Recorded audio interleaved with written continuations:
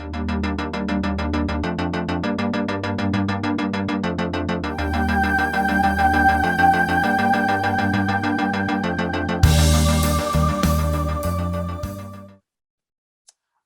everybody, this is Byron Jacobs from D&B Poker, and today I'm doing another author interview, and I'm delighted to have Dr. Tricia Cardner with us today. How are you doing, Tricia? Hi, everyone. I am doing fantastic, and I'm happy to be able to talk about some of the books we've done together. That's brilliant. So thank you very much for joining us. I think you're the first doctor I've done. I'm pretty sure about that. I've had okay. Quite a few poker players and authors on, but you're the first doctor. Anyway, Tricia has written, one of our most prolific authors, written 3 books for us. This is Positive Poker. That was the first one, and that was followed up by Peak Poker Performance. Peak Poker Performance. Second one, and Purposeful Practice for Poker was the third one. And in fact, when I was looking through, I realized you'd done the first one in 2013, the second one 2016, and then 2019. So there are 3-year intervals, and you're due to produce another one this year. So where yes. I better get on my keyboard here and bang another one out, right? That would be good. We'll let you off because of COVID, but maybe we do a year or two. Would you, first of all, perhaps you could tell the audience kind of what kind of scope briefly each book covers, and why they're different from each other. So Positive Poker really has a lot to do with my dissertation findings. So I did a qualitative case study looking at the performance, skills, traits, and abilities of top poker players. And so the way that was operationalized is I interviewed a number of players who all, it was MTT players, multi-table tournaments, okay? So these players had 7 figures in tournament earnings, which I know this is not like a perfect methodology because you could say, well, how much of that did they keep? And, yada, yada, there's a lot of that, but we have to operationalize somehow. So that was the operationalization of that. And then I conducted interviews. And then from those interviews, I drew out what those players indicated to be the most important psychological skills, traits, and abilities. Okay, so that was my dissertation for my doctoral degree in counseling psychology. And Positive Poker is basically a summarization of those skills and how to get those skills. And then Peak Poker Performance, which is the next book, it sort of expands on those and gives you more tools, more things that you can do in order to improve the mental game. And then Purposeful Practice for Poker is basically how we take concepts of deliberate practice and put those into use in poker so that students can learn, the most quickly, the most efficiently, and, utilizing well-known, well-documented, proper study methods, because otherwise you can be training and studying in such a way, but you're not really getting any results. You're just spinning your wheels. So if you follow Purposeful Practice for Poker, and of course, in that book, we have a lot of learning projects, and we teach you how to set up the project and how to get your study materials together and how to go through everything and evaluate and that sort of thing. But if you do that process, you're going to get, just exponential growth in terms of your game, which you probably wouldn't do if you were just sitting at home and watching, random videos. So that's kind of the summarization. Okay, that's great. It's particularly interesting, this whole concept of like deliberate practice, because I think you'd know much better, but I think this is something that's really only emerged in maybe the last decade or something, that people have, psychologists who've looked into this have found that there are very specific, correct ways to learn skills, and there are things that you should be doing and should not be doing. Maybe you could touch on that a little bit, because that's something that people can implement very easily into their study time. Can you give like maybe one or two little summaries of the sort of things that they should be doing in order to maximize what the benefits of their study time? So the easiest thing to do that everybody should be doing is, before you sit down to study a piece of material, whether that's a book, an article, a video, whatever, you should have some objective for that material. So what is it that you would like to learn or get out of consuming this material? And if you would just start your study with that, that's going to help focus you and guide you a lot more than if you just, right? Okay. And let me tell you another thing. Education without action is just entertainment. So if you're not doing anything, yes, it's fine. Sometimes I read a card player article, right? For entertainment, for fun. I'm not really doing anything with it. Or sometimes I watch a poker training video and it's more for just, fun. I just want to see what they're doing and what they're saying. Okay, that's fine. But when we're talking about deliberate practice, say I was going to watch a video on, three betting.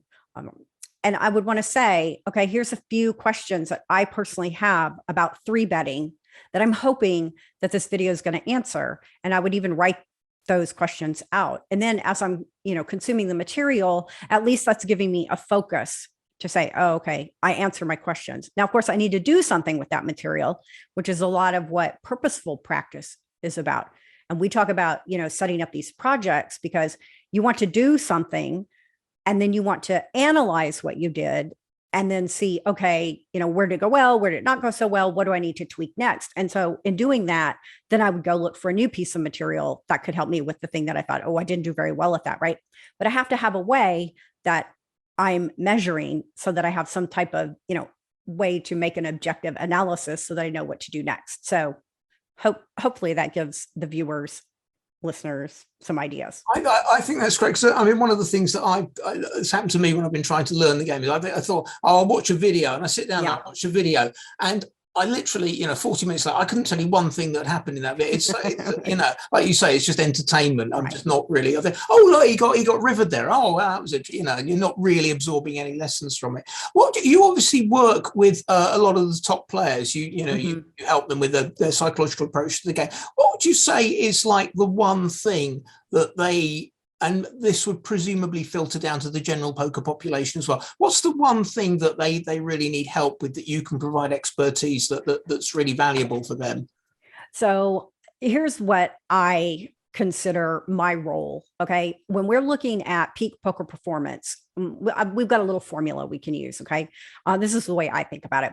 And for every player, you have your potential, and potential could be your card sense, it could be your mathematical abilities, things like that. That's your potential. Plus your training, which is your study, minus, and here's where I come in, mental interference or interference. So interference is any mental barrier that's going to get in the way of you playing and performing at your best. It could be things like self-doubt, worry, not having any goals, anxiety, lack of focus, procrastination, right? There's a lot of things that come under that umbrella of interference, right? And I think for each person, it's somewhat individualized, although there are a lot of commonalities. And so what I help people do is I help people remove that interference. So if you want peak poker performance, or really peak performance in any realm, you look at your potential plus your training minus your interference. So you want to get rid of as much of that mental interference as possible. And that's what I help people do.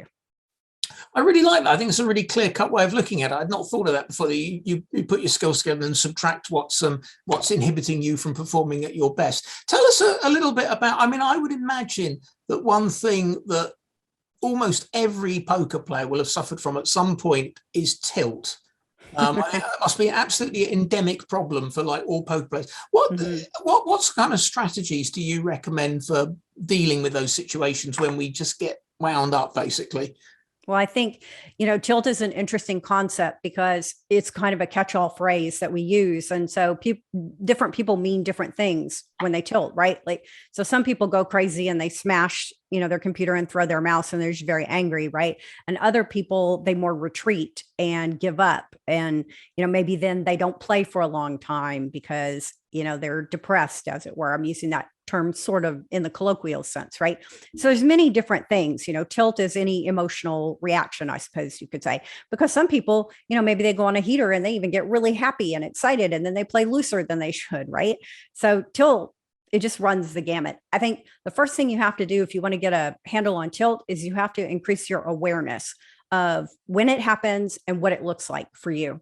So generally, if people would even just start being more aware and be conscious of it, take a moment and say, oh, you know what? I just noticed that I'm having the feeling that I might want to throw this mouse across the room, right? Even just being very conscious of that is going to help you recognize. And then when you recognize, it's almost like you're giving yourself a little bit of time. So there's stimulus and response, and there's a space between those, right? And sometimes it's really small space, but there's always a space. And we want to do something in that void to make a better decision for ourselves. So I would say notice it, be aware of it. And by doing that, that almost slows you down to where then you can say, okay, what is going to be the best reaction here? Or what is going to be a reaction that's going to get me something that I'm going to be happy with, right? Like when I throw my mouse across the room and it smashes, that can be quite satisfying in that 1 second. but then for a very short period of time. Yeah. But then then I can't play. I have to get a new mouse and and I just, when I'm mad, maybe I do things I wouldn't ordinarily do. A lot of people will say like they're at the table, especially if you're in live poker, I think, but it can happen online too. And let's say the same person keeps 3-betting you and you sort of start getting this idea like, man, they're bullying me. They're picking on me. Right. Yeah. And then you're like, oh, I'm not going to let him do that to me. I'm not going to let her do that to me. I'll show them. Right. And I've seen even very good experienced players get into that kind of mindset. And then because they're focusing on, I'm not going to let that person bully me or get one over on me, then they do something that's suboptimal. Right. And it wouldn't, if they didn't have that feeling of being bullied, they would have never done that. Right. So awareness is always step number one. I think I don't know what you're feeling. I think poker is almost unique in conjuring up these feelings in people. I can't think of any other kind of game-like activity where it gets so personal sometimes. It's very personal, right? And then money issues. There are a lot of psychological issues around money and losing money and winning money, right? There's a lot of stuff around that. So there's a lot of people who spend all their time studying financial psychology, right? So that's an extra added rub that we have that we don't necessarily have with a lot of other competitions. But you do see people, get mad in other sports, right? We see people break rackets and throw baseball bats and, so you can see it, but it is a little bit different in poker. You're looking somebody right in the eye if you're live and, and they 3-bet you again. It's also the whole luck factor thing because you sort of play perfectly for like 3 days and then something appalling happens and it's I do not deserve this or whatever. It's just very hard not to think like that. Very hard. Now, obviously, a lot of the main psychological stuff that goes on in poker is working on yourself and as a player and trying to eliminate these kind of psychological problems that, as you articulated, can get in the way of playing at your optimal level. How can psychological understanding help you to get the better of your opponents at the table? Are there things that you can pick up on and you can think, oh, they're in that kind of mindset or something? I mean, I know there are players who deliberately set out to wind up other players at the table. I'm not kind of talking about that. I mean, just generally observing what people are doing, maybe noticing they're on tilt and reacting in a certain way. Could you say a little about that? Yeah, I think if you're observant of human nature, you can pick up a lot from your opponents about how they're feeling and what they're thinking and, extrapolate into the future and go, here's how they might respond to, X, Y, and Z. So you can definitely use it to your advantage. I've done it many times where, I know that somebody is looking to bully me, for example. I see that all the time because I go to the table as a woman and, a lot of guys are like, yeah, I'm going to take care of that. And I notice that special little gleam in their eye. And then, so what I will often do is I will let them do it. I let them think that they're bullying me where I'll just fold, meekly. And then, I'm waiting to trap them. And I know they're going to fall into my trap because I understand human psychology and I understand that people, when they come to a table and they look at someone, they make a stereotype. Everybody does. It's a mental shortcut, right? So you see old man coffee. That's a common stereotype, right? They make a stereotype and then they don't even need very much evidence to really believe that stereotype, but you give them a little of that evidence and they're like, yep, I got it. And then once people have that stereotype, they are very reluctant to move away from it. So once you have them where you want them, then you can do all sorts of things to them. So that's one way you could utilize psychology. I don't know if that answers your question or not. No, I think that's pretty much what I had in mind, actually. And I find this quite interesting because I know that people, when they form an impression of something in life, just in general, we're very hard to be moved from that position. Right. It's a perception of how somebody plays poker, or what a politician does, or what's right, or what's justice in the world and what isn't. When you have a fixed position, people are really immovable from this. So if you can observe that in someone else, you can be pretty sure it's going to be there for the session and for however long you're playing against them. Unless you're playing against somebody who's like me and I'm setting it up for a particular reason. And I think some of the best poker players, particularly, when we're talking about live players, they really excel at this kind of aspect of the game, right? They're really good at reading their opponents. And I'm not saying like mind reading, but what they're doing is they're observing and they're picking up on, a tendency. And truth be told, stereotypes are stereotypes for a reason. It's because there is enough truth to them, right? So when you see old man coffee, no offense to any old men who might be listening or watching, but, people have a stereotype. Oh, they only play the top of their range. He only 3-bets aces, maybe kings if he's feeling frisky, or she, right? But it's true enough of the time. So I'd say you can look at it both ways. You can say, oh, I can observe people and I can use this to my advantage. But on the other hand, I need to observe my own self and see what am I putting out in the world, right? And how could people be using that against me? So that is the benefit of having a lot of psychological training. When you have a lot of psychological training, you are trained to look at it from another person's point of view. And I think if someone can do that very naturally or through training, then you're going to definitely have an advantage. Okay, that's great. There's one other thing. One thing that's interesting about poker over the last 10 years is obviously like the kind of theory of the game has developed hugely with like GTO and all the solvers and stuff like that. And how people were playing like, maybe 10, even as recently as maybe 10 years ago, is probably almost unrecognizable today because everything's changed much. Does psychological theory change much as time goes by? Is research done and there's more understanding of how the brain reacts in certain situations? I mean, or is it fairly static and it's more fine tuning than a kind of overall turning over of previous ideas? How does that work? That is a really interesting question because I feel like, in research, we're never getting a definitive answer, right? Because we always could learn more, the variables could change or things could change, right?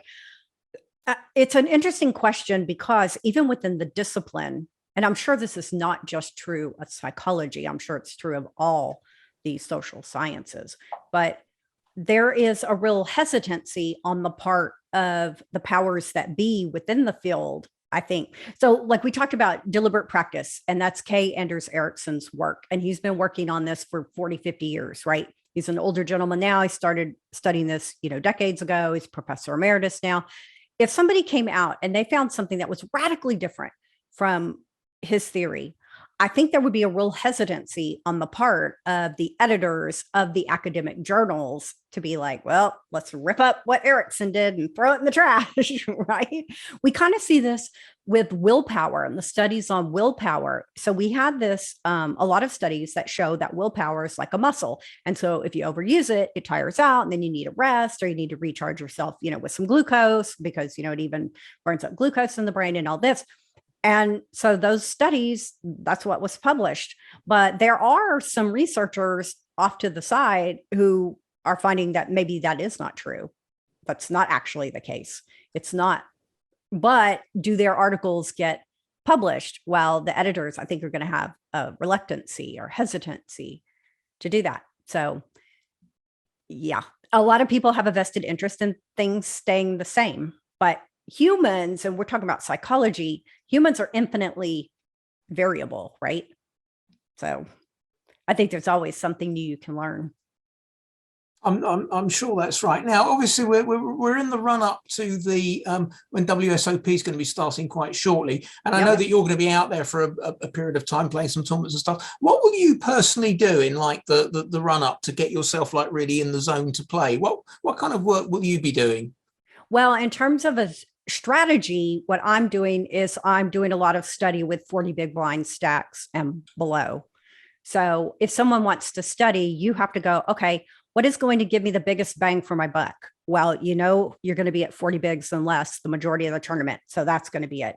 You need to look at button versus big blind play. You need to look at big blind versus button play, low jack versus big blind, cutoff versus big blind, low jack versus button, right? So if you have these few areas, and then you can really drill them, especially if you have a tool like DTO or like GTO Wizard or something, you can really drill those. As far as from a psychological standpoint, to me, it's really important that in the run up to a big tournament series that you get plenty of rest.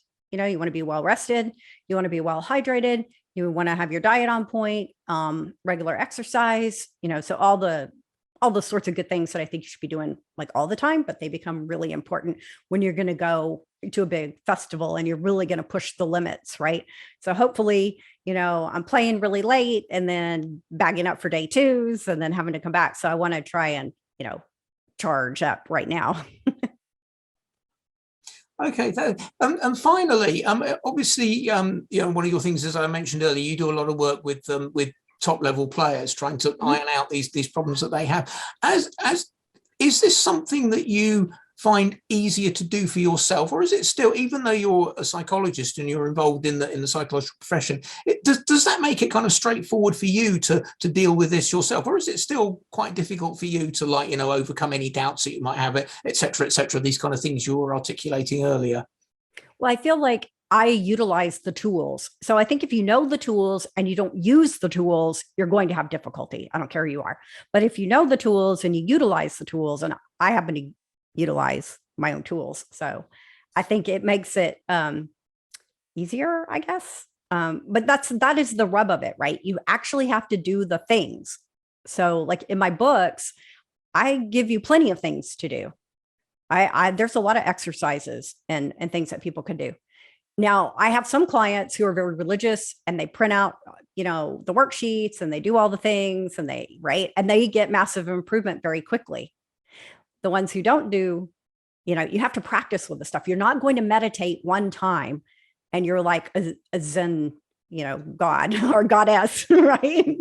You have to do it over and over and over and over again. And so I've been in the business of psychology for quite a while now. So a lot of this stuff I've done over and over and over and over again. And once it's, just second nature to you, that's when you're golden. Yeah. But until then, you just got to keep, you got to be very conscious about it. And what you want to do is you want to do it enough times consciously such that it becomes a habit, so that it just is instant, once you get in those moments. That's the trick. So, yeah.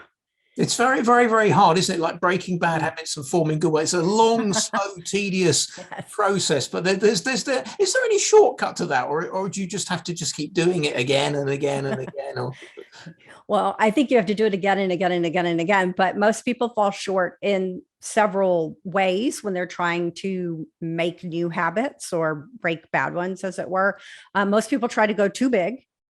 Right? They say, oh, I'm going to exercise every day for an hour a day when they haven't been off their couch in, 10 years. Okay. That's ridiculous. So you should go small, very small, smaller than you think. So if you haven't exercised in years, then, maybe you say, I'm going to walk for 5 minutes. Like that's really small. And if you can't do that, if that's even, you find yourself being very resistant to that, then you cut it back to, I'm just going to build the habit of putting on my tennis shoes, lacing up my trainers, right?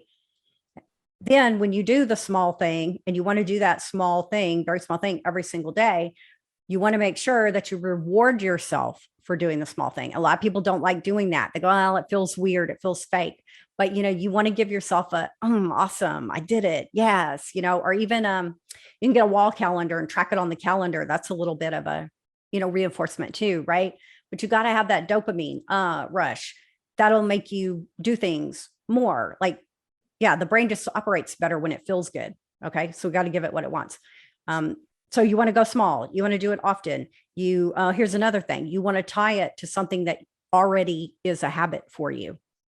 Okay. If I want to do something new, I need to say, oh, after I finish my morning coffee, that's when I will do my 10 hand reviews. Or if you've never done hand reviews, just do one. Okay. Start small. Right. And then, and then when I do it, I'm like, yeah, I did that at a girl, and I put it on my calendar. Check. Maybe I give myself a little smiley face, whatever. Right. So, but look at all the pieces, I'm telling you. And most people just blow by all of them. They don't do any of these things. They're just on, January 1st for the new year. They go, oh, I have a New Year's resolution. I'm going to lose 100 pounds. But they don't say, like, how am I going to do that? What am I going to change? What am I going to tie it to? How am I going to reward myself? All the things. Yeah. So are there shortcuts? No. But can you make it very easy? Yes, I think you can. If you dial it back, make sure you reward yourself, do all the things I just said. Okay, that's brilliant. Tricia, thanks very much for your time. Thanks for talking to us. And just to recap again, 3 books that Tricia has out for us that will be, I have to put them in front of my face or they disappear. But many people might suggest that that's a good thing. I don't know. But anyway, that's Positive Poker, that's Peak Poker Performance, and finally Purposeful Practice in Poker. They're all available from D&B Poker. Tricia's done a great job writing these books for us, and we're very grateful. So thank you for your time, Tricia, and wishing you well for your assault on the WSOP coming up quite soon. Yes, thank you so much. I'm looking forward to it. And if anybody's out there, stop by and say hi. I'm sure they will. Tricia, thank you very much. Thank you. Goodbye. Bye.